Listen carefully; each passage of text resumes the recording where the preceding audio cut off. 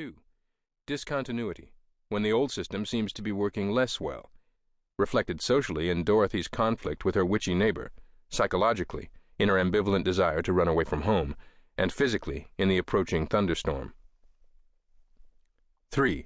Disembedding, when we begin feeling that the current system is insupportable, and we begin to disconnect from it, like Dorothy being carried away from Kansas by the tornado. 4. Transition, when we haven't fully left the old world, and we haven't fully entered the new world, like Dorothy newly arrived in Oz, trying to get her bearings. 5. Reformation, when we decide to make a go of it in the new world we have entered, like Dorothy setting out on her journey to see the wizard, invigorated with new hope and passion. This in many ways mirrors my experience through those shadowy times. Andrew Jones, another colleague in the Terra Nova project, once drew a diagram for me that created a similar scenario. It looked something like this.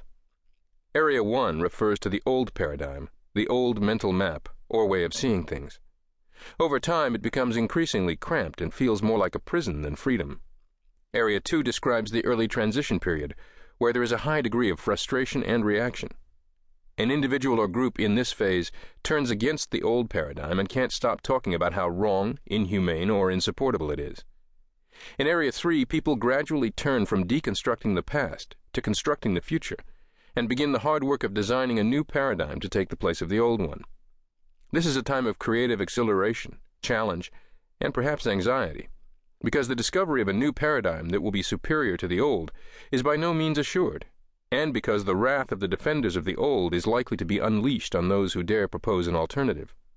If the creation of a new paradigm succeeds, the group moves into Area 4, where the new era develops and expands freedom and possibilities. Of course, one must anticipate a time when the new liberating paradigm itself becomes confining and old. Understanding my frustration.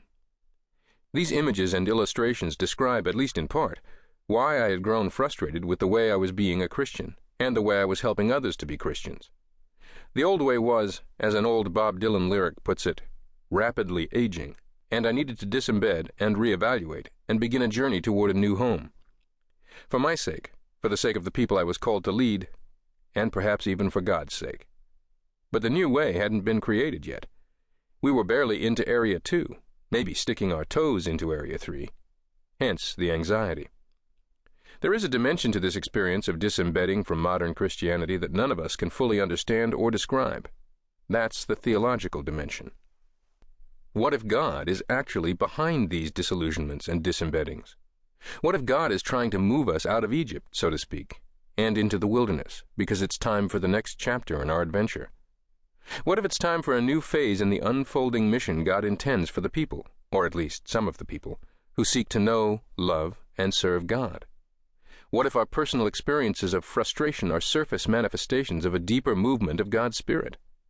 In other words, what if this experience of frustration that feels so bad and destructive is actually a good thing, a needed thing, a constructive thing in God's unfolding adventure with us?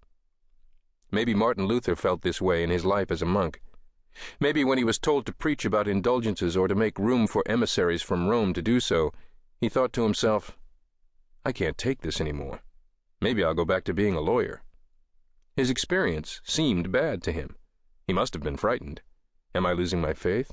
Am I falling away from God? But Protestants would agree, at least, that something good was afoot. That August day I felt miserable, and I continued to feel miserable for some months. But gradually, although giving up in despair remained tempting, hope started becoming more interesting. On to something. I began to feel like one of those rumpled detectives on TV who finds a clue that opens up a whole new twist in the plot. Or better, I began to feel like a scientist in a movie, doing a routine run of experiments.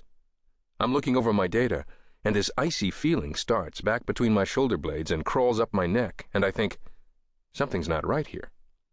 This pattern in the data just doesn't make sense. The camera comes in over my shoulder, and all you see are rows of numbers, but I pull out my cell phone and call my partner and say, Jack, you got to get over here to the lab. No, now. We've got something major here. Or better yet, I felt like Eleanor Arroway in the movie Contact, at that moment when she is sitting on her car,